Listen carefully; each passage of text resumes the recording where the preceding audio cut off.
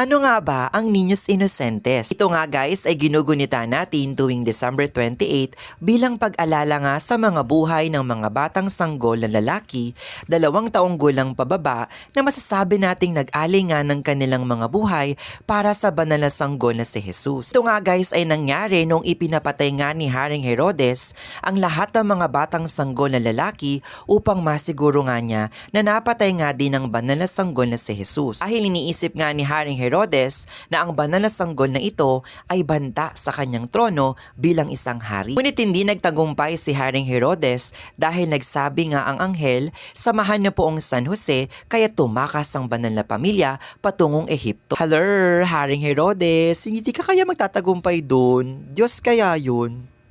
Gising ka na ba?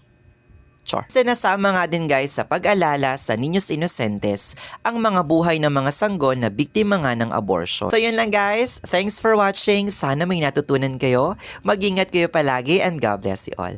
Bye!